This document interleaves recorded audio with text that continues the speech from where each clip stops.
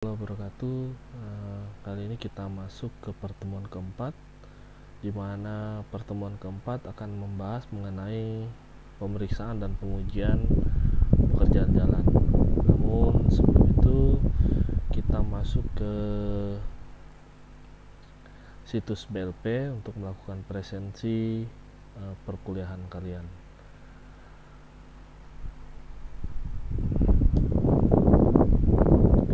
Oke, kita mulai dengan melakukan share screen.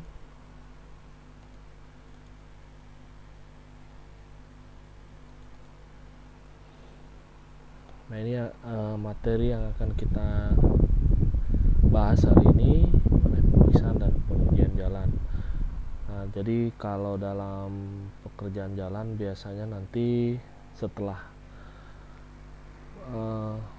mau itu pekerjaan jalan atau gedung, biasanya kalau sudah selesai dilakukan pekerjaan fisiknya, kita akan melakukan pemeriksaan dan pengujian pada kondisi jalan tersebut. Karena cakupan kita adalah untuk materi jalan dan jembatan, maka ini akan melakukan pemeriksaan dan pengujian pada hasil pekerjaan jalan.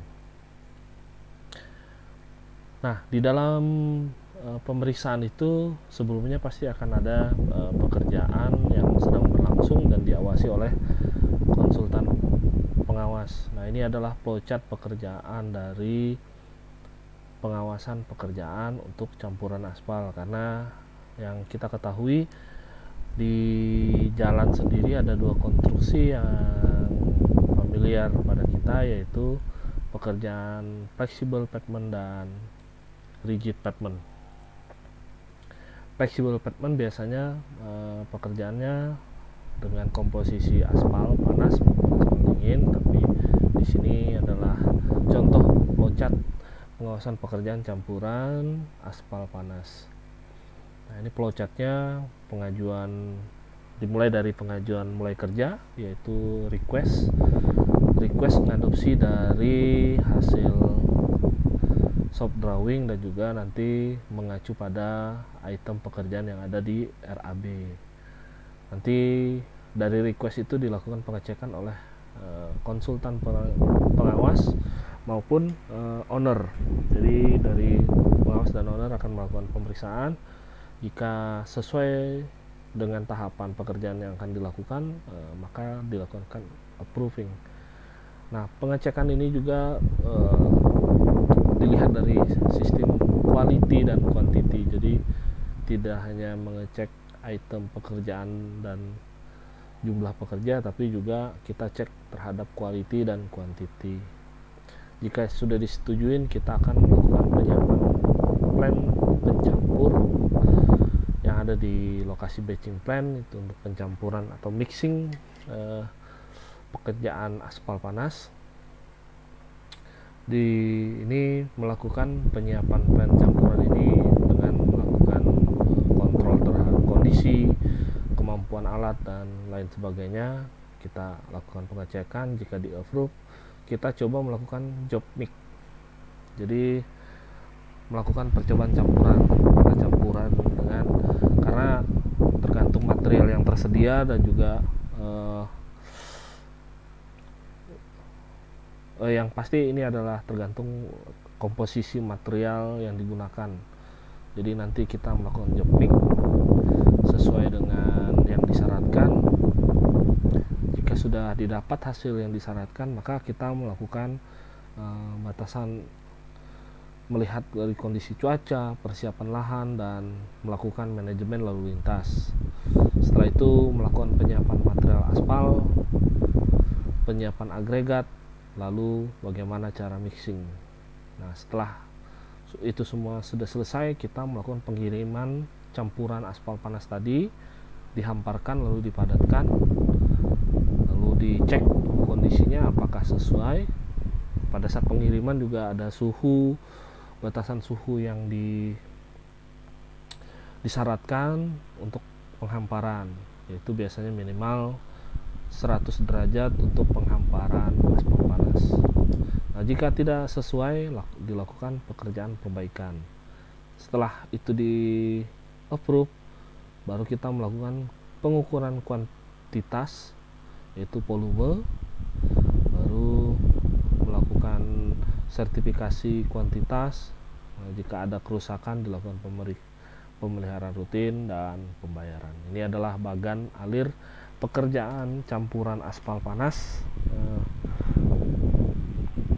pada aspal panas biasanya. Nah, selanjutnya itu ada bagan alir pekerjaan rigid pavement. Rigid pavement biasanya yang kita ketahui itu adalah menggunakan material beton. Kalau fleksibel tadi kita menggunakan aspal, kalau rigid pavement kita menggunakan material beton.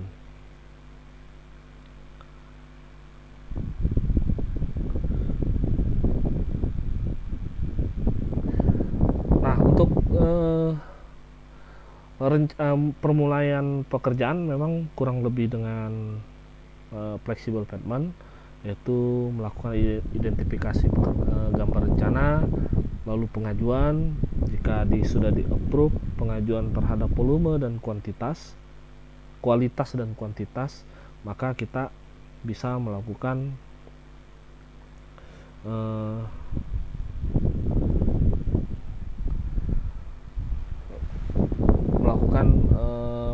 setelah pengajuan di approve, baru kita melakukan manajemen lalu lintas dan persiapan lapangan. Berbeda dengan flexible pavement tadi, sebenarnya dari peralatan yang digunakan itu sudah berbeda untuk mixing material.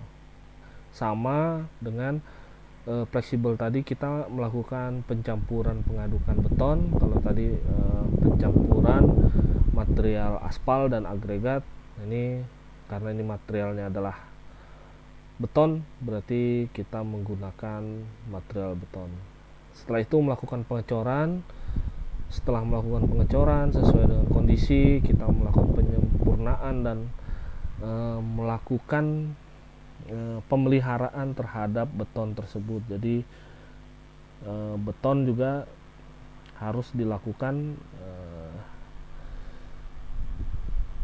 pemeliharaan sebelum kondisi betul-betul kering sempurna, karena biasanya kita melakukan melakukan kondisi pelembapan pada beton agar air semennya tidak menguap, karena biasanya kalau beton baru dihampar itu suhu akan naik secara signifikan, apalagi kalau menggunakan beton mutu tinggi. Jadi curing atau pemeliharaan terhadap beton yang dihampar itu akan menentukan hasil akhir dari mutu beton kalian. Setelah itu kita melakukan pengukuran hasil pekerjaan, baru mengeluarkan sertifikasi kuantitas dan pembayaran.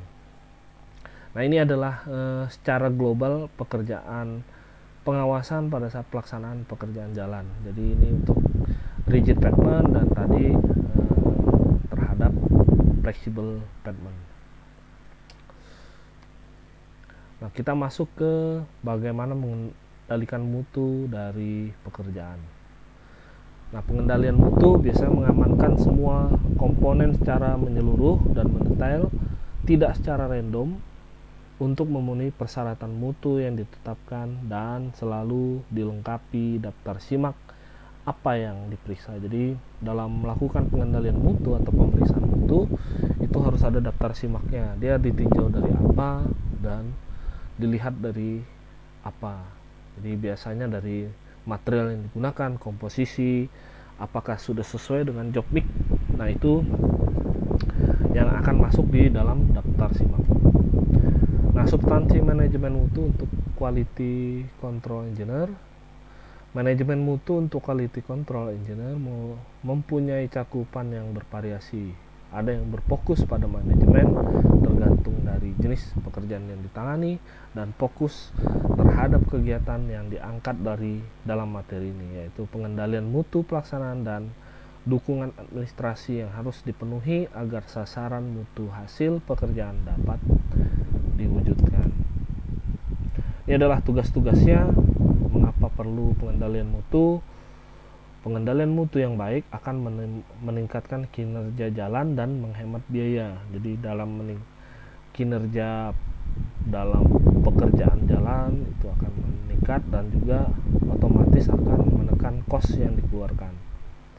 Tugas pengendali mutu meliputi pengendalian mutu bahan dengan cara memastikan bahan-bahan yang digunakan oleh kontraktor memenuhi spesifikasi, lalu memastikan pengujian kualitas bahan-bahan atau batas item bulk, gradasi, dan CBR. Ini adalah pekerjaan lab lapangan, dilaporkan dengan baik kepada tim pro atau pemimpin proyek dan juga kepada pengawas teknik sebelum dan sesudah bahan dikerjakan. Jadi akan ada pemastian pengujian kualitas material yang digunakan.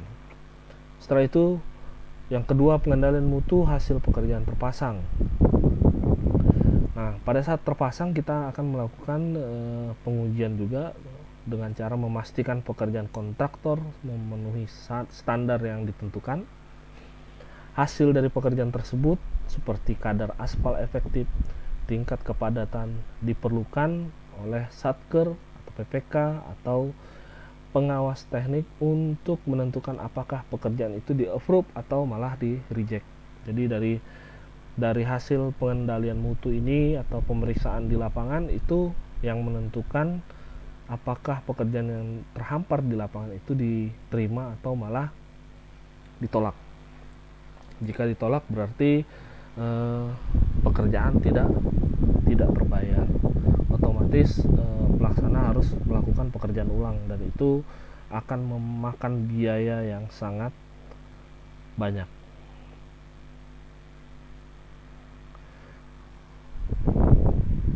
Nah, selanjutnya adalah tugas pengendalian mutu lanjutan yang harus diperhatikan oleh 3 unsur pengendalian mutu, yaitu Satker, PPK, atau SKPD, konsultan pengawas, dan kontraktor. Hindari penolakan atau reject pekerjaan setelah produk terpasang. Nah, salah satu tugas utama tim pengendali mutu adalah bagaimana caranya supaya pekerjaan itu tidak sampai di reject. Kalau sampai di reject berarti tidak terbayar, otomatis kontraktor pelaksana akan mengalami kerugian yang sangat signifikan. Nah,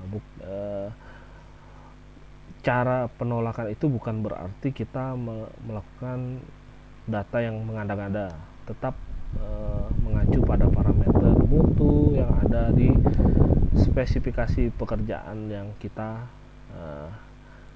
yang telah terkontrak. Selanjutnya, untuk mengantisipasi hal ini perlu dilakukan tindakan-tindakan pencegahan.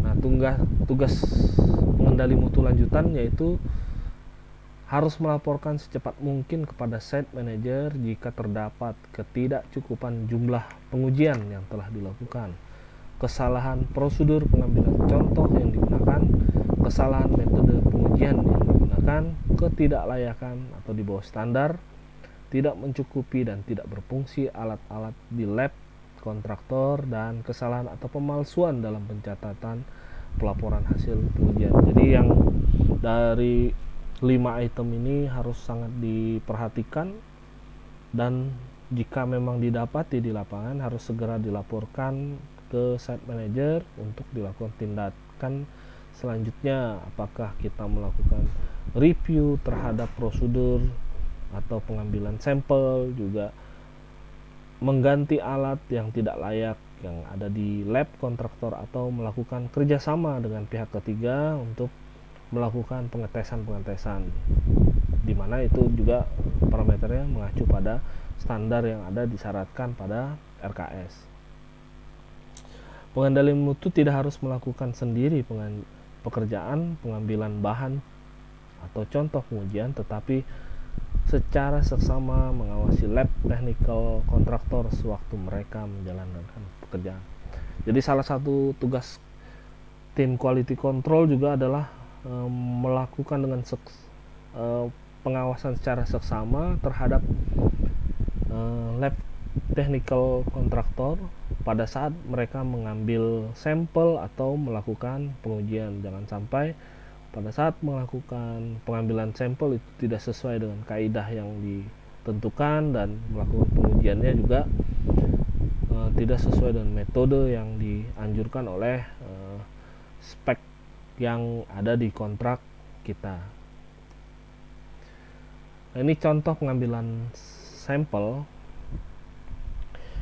Aspek teknis rujukan pengambilan contoh bahan material yang harus dipahami oleh pengendali mutu antara lain standar pengambilan atau contoh sampling. Jadi jumlah misalnya beton untuk yang dihamparkan dalam berapa kubik, minimal ada 3 sampel silinder yang harus diambil. Jadi misalnya dalam 20 kubik kita perlu 3 sampel dalam pengambilan, berarti tidak boleh kurang dari 3 sampel. Lalu pengambilan contoh bahan dari truk, pengambilan contoh bahan dari belt conveyor, pengambilan contoh dari hot bin LMP itu juga harus diperhatikan. Kontainer, contoh agregat, mengurangi ukuran, contoh bahan agregat, pengambilan contoh bitumen, pengambilan contoh aspal campur, teknik pengambilan contoh bahan secara acak, ukuran contoh bahan, memberikan label contoh, dan segregasi agregat. Jadi dalam pengambilan sampel itu juga harus betul-betul mengikuti kaidah yang telah disyaratkan, di mana cara pengambilan ukuran, titik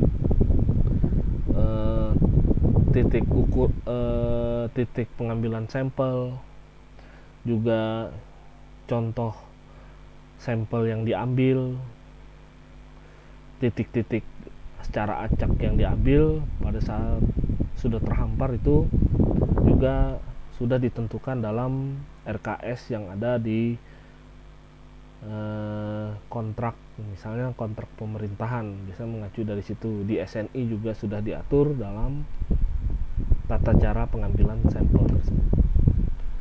Nah, pemeriksaan pengendalian mutu acak, biasanya pengendali mutu tidak mengawasi tugas pada waktu yang bersamaan dalam satu hari di lokasi yang sama. Ini contoh misalnya pekerjaan jalan. Jadi pekerjaan jalan itu tidak serta-merta dia, biasanya kalau dalam satu proyek pekerjaan jalan itu satu ruasnya, contoh di jalan nasional itu bisa sampai 300 km. Nah, dalam sepanjang 300 km itu ada beberapa titik yang akan dikerjakan bersamaan, karena kalau misalnya kita tidak bersamaan, otomatis nanti waktu yang dibutuhkan itu akan melampaui dari yang sudah ditentukan dalam kontrak. Misalnya dalam 1 tahun, berbeda dengan kalau misalnya pekerjaannya adalah multi-yes atau tahun jamak. Kalau multi-yes bisa sampai 3 tahun itu tidak masalah kalau misalnya pekerjaannya spot-spot. Tapi kalau misalnya single years, itu berarti kita harus melakukan pekerjaan pada titik yang berbeda dengan waktu yang bersamaan. Lalu ada administrasi teknik, pengendalian mutu. Pedoman pengendalian mutu disiapkan dalam rangka tertib administrasi dan tertib implementasi terhadap mutu, serta mampu menjawab masalah pencapaian mutu sesuai dengan spek. Jadi kayak tetap merujuk pada spek yang telah dikeluarkan oleh owner. Ini administrasi pengendalian mutu, dia merujuknya pada item pekerjaan, jenis pengujian, persyaratan atau spek, jumlah tes, frekuensi pengujian, cara dan metode pengambilan, waktu pengujian, dan formulir standar. Nah, ini semua adalah parameter yang digunakan oleh admin teknik untuk pengendali mutu. Item pekerjaannya apa aja itu tertera di dalam kontrak, misalnya pekerjaan jalan. berarti ada misalnya fleksibel, berarti ada pekerjaan penghamparan aspal, prime coat atau lapis rekat, itu juga akan ditentukan, atau leveling pada lapis pondasi.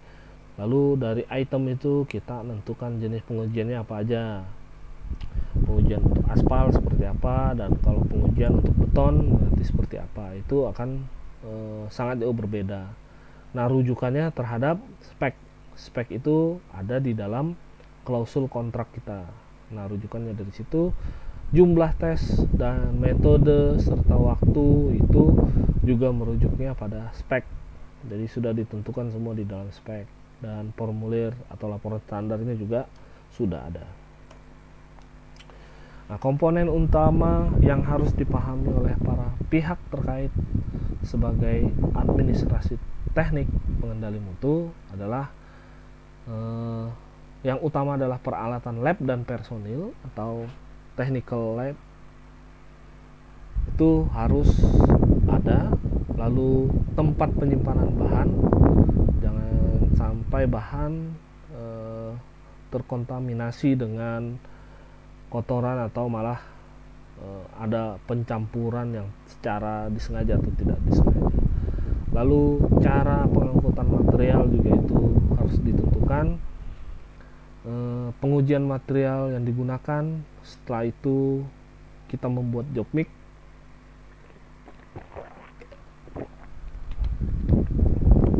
Jika job mix sudah didapat dan sesuai dengan yang disepakati, maka melakukan pengujian rutin di lab. Jika sudah oke, hasil yang diinginkan dari hasil job mix tadi, baru kita melakukan penghamparan. Nah, setelah penghamparan kita melakukan tes lapangan, apakah hasilnya mendekati atau malah menyimpang jauh. Jika menyimpang jauh berarti kita harus melakukan pengujian ulang. Setelah itu semua tes sudah dilakukan, kondisi oke, baru kita masuk ke administrasi dan pengisian formulir untuk daftar simak, sehingga keluar sertifikat pembayaran untuk pekerjaan tersebut. Pengendalian mutu tidak selalu terdapat pada suatu artikel khusus atau menyebutkan spek pengendalian mutu baku terstruktur jadi bertahap 2, 3, 4. 2 adalah dimensi kualitas, 3 adalah bahan, dan 5 tesnya apa aja, metodenya seperti apa, frekuensinya dan interval berapa, speknya bagaimana, dan toleransi dari hasil tes tersebut juga ditentukan di dalam sini.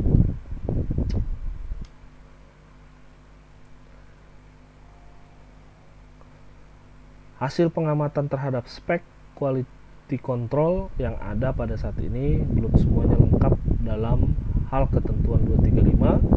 Beberapa masih ketentuan kualitatif, seharusnya kuantitatif.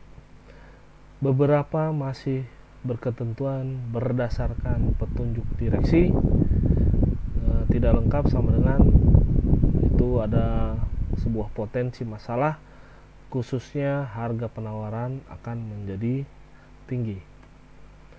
Status pengendalian mutu sebagai perangkat untuk dapat dilakukan pembayaran bagian pekerjaan yang sudah lolos QC, sebagai perangkat untuk dapat dilaksanakan bagian pekerjaan berikut yang terkait, sebagai bagian yang dari sistem quality assurance.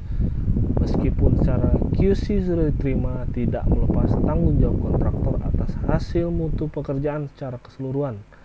Setelah itu masih ada PHO dan FHO dan pasal kegagalan bangunan dalam Undang-Undang Nomor 18 Tahun 99, yaitu Undang-Undang Jasa Konstruksi. Nah, ini posisi dan status QC.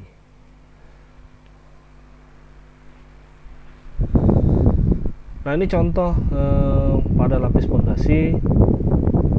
Cek prosesnya ini agregat 1 dan agregat 2 dilakukan blending, dicek proses oleh QC.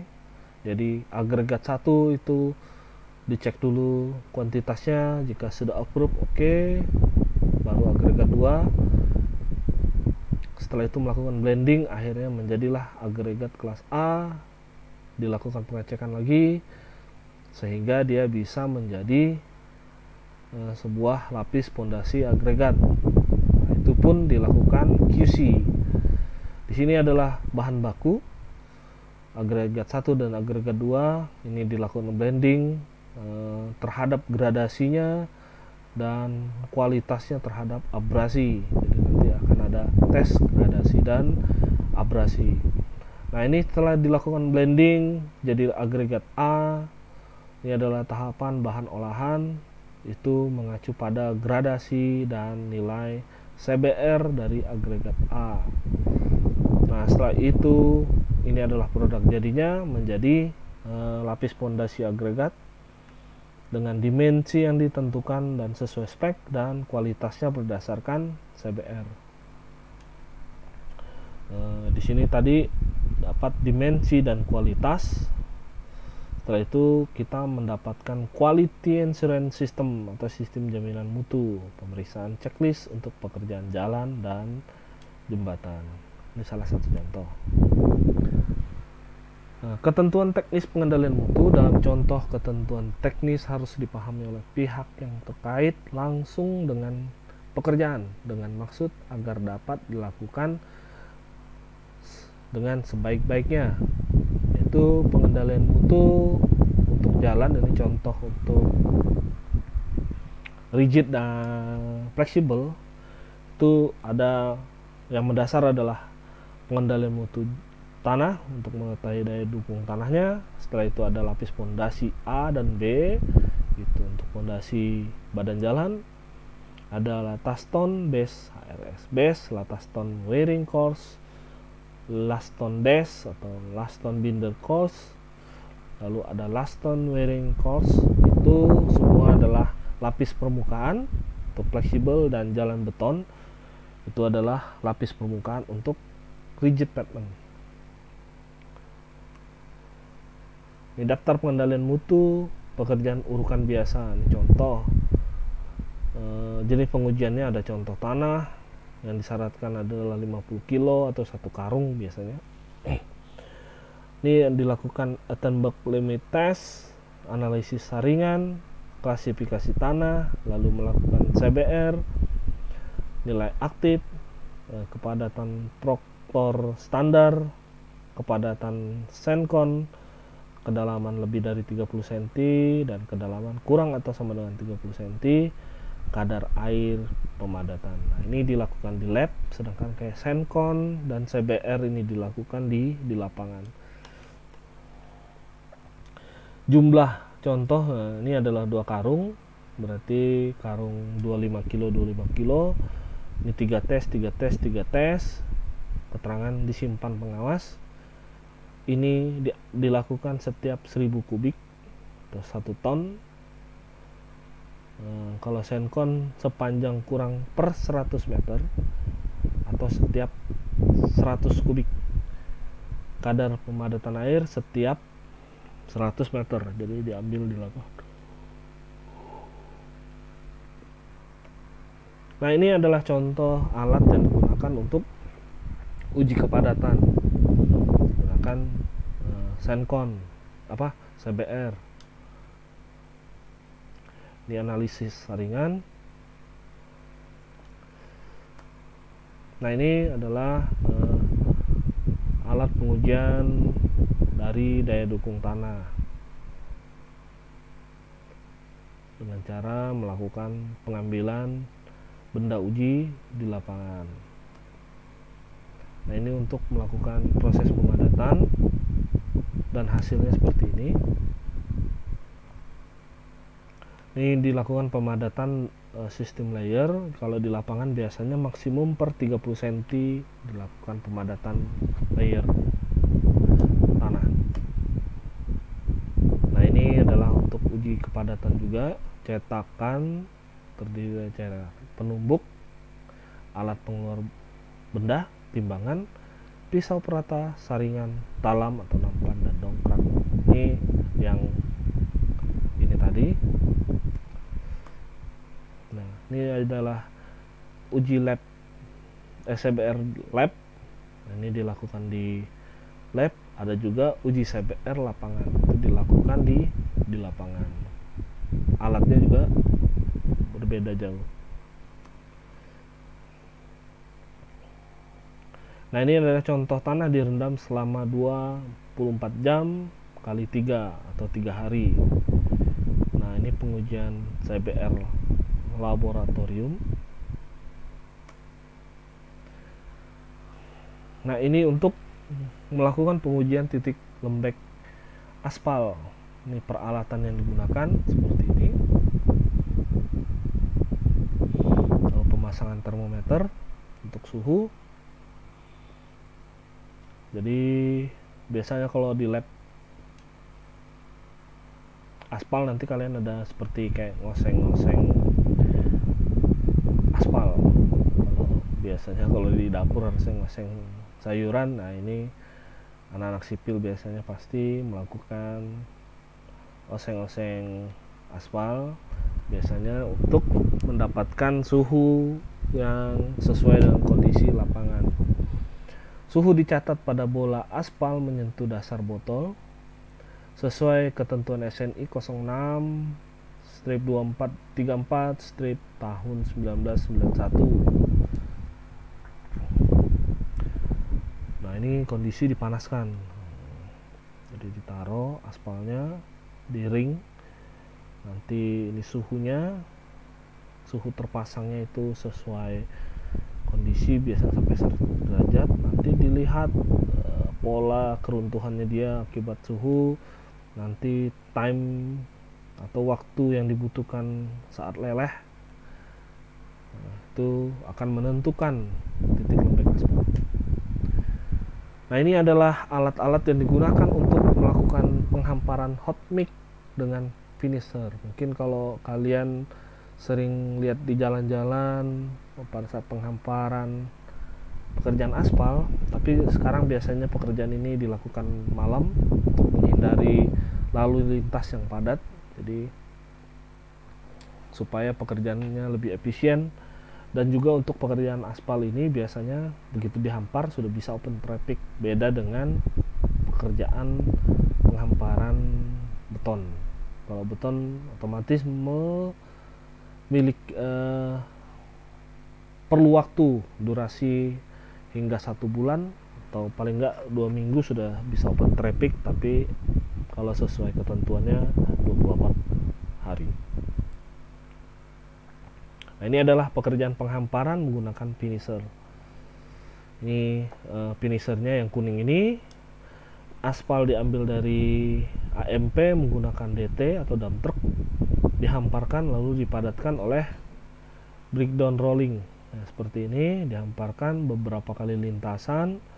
Setelah itu dilakukan pemadatan secondary rolling.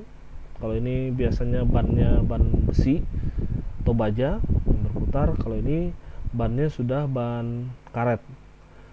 Nah, secondary biasanya dia karena bannya kecil-kecil, jadi untuk distribusi pemadatannya lebih mendetail.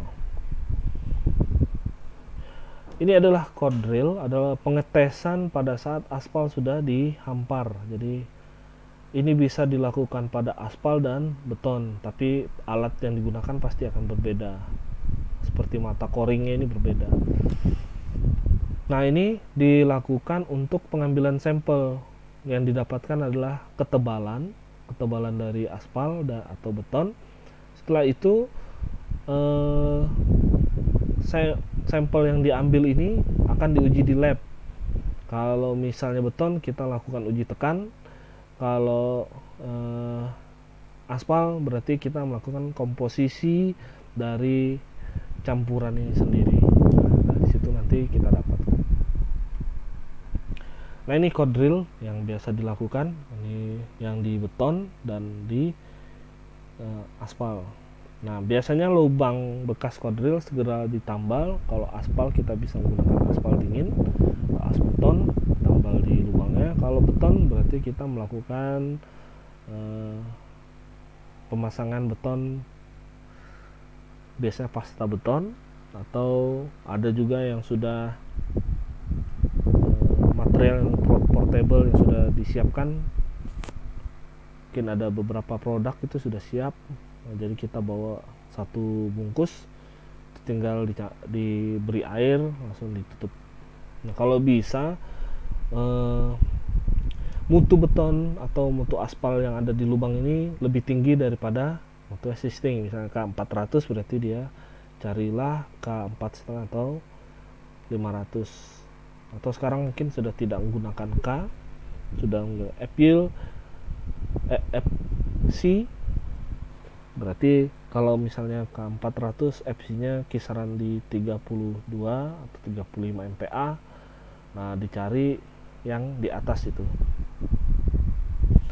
Nah, ini contoh kodril pada aspal. Yang kita dapat adalah tebal dan kepadatannya. Dari sini kita bisa lihat bahwa ruas-ruasnya tidak berpori, dan ketebalannya kita ukur pakai sheet mark. Itu bisa tahu apakah berapa senti dan apakah sesuai dengan yang direncanakan. Nah, ini juga adalah salah satu alat pemotong aspal. Biasanya kalau misalnya ada beberapa titik yang rusak setelah dihampar, misalnya terjadi retak buaya atau berkah, otomatis kita harus mengganti lapis permukaannya. Nah, biasanya menggantinya kita melakukan pemotongan. Contohnya mungkin kalau kalian sering lewat di jalan-jalan nasional atau jalan provinsi, ada satu segmen yang dibuka dengan bentuk kotak, baru diisi dengan agregat. Biasanya itu adalah, atau yang sering disebut dengan patching, itu akan di-patching, dibuka dulu, di-chipping, baru kita hampar lapis permukaan sesuai dengan kondisi existing. Kalau misalnya fleksibel, kita menggunakan fleksibel. Kalau rigid, kita menggunakan rigid. Nah, ini contohnya pengambilan zonasi yang rusak, atau ini kalau ini melakukan penandaan titik STA. Ini perlu, jadi melakukan identifikasi pada ruas jalan. Jadi menentukan nolnya di mana, jadi dibuat segmen per 25 meter. Nah, ini adalah contoh pemotongan lapis permukaan test pit cutter. Ini bisa juga dilakukan untuk pengetesan tebal dari aspal atau lapis permukaan selain coring. Jadi dari sini juga bisa dapat. Nah, ini contoh test pit cutter. Jadi bisa yang coring tadi bisa seperti ini juga. Kalau ini zonasinya lebih luas, jadi kita bisa menentukan tebal rata-rata yang sangat mendetail karena beberapa segmen yang diambil. Kalau coring dia kecil, kalau ini otomatis lebih besar. Nah, setelah itu kita lakukan penambalan hasil pemotongan dengan masukkan lapis pondasi, lalu komposisi aspal tadi atau rigid. Nah, ini adalah untuk tes senkon. Biasanya pada saat pekerjaan lapis pondasi, kita melakukan pelubangan sesuai kondisi ini, lalu digali hingga 30 cm atau lebih. Nah, setelah itu kita masukkan pasir. Jadi sebelumnya ini ditimbang dulu, ditimbang. Setelah itu kita masukkan pasir, diambil lagi, masukkan, baru ditimbang. Dari situ kita tahu bahwa kondisi ini apakah cukup berpori atau tidak, jadi atau padat atau tidak. Tadi sudah ditentukan kalau kurang dari 30 sampai 30 cm kedalamannya biasanya dihitung 100%, tapi kalau lebih itu cukup 95% kepadatannya. Nah, ini adalah beberapa pengujian kepadatan lapangan. Nah, ini senkon tadi. Ini ditimbang dulu, baru buat lubang, sampelnya diambil. Ini juga nanti akan bisa disampel di lapangan. Nah, ini tadi beberapa senti ditimbang dan nanti diisi dengan pasir lalu ditimbang lagi. Nah, ini pasirnya diisi, udah, baru ditimbang. Nah, seperti ini. Pasirnya juga pasir yang ditentukan atau pasir kuarsa yang sesuai dengan spesifikasi yang ada di RKS. Oke, mungkin itu dulu untuk pertemuan kali ini. Kita akan lanjutkan di room kelas untuk sesi tanya jawab, atau mungkin nanti akan saya beri tugas mandiri untuk kalian kerjakan seputar materi hari ini dan sebelumnya. Mungkin itu dulu, terima kasih. Assalamualaikum warahmatullahi wabarakatuh. Selalu jaga kesehatan.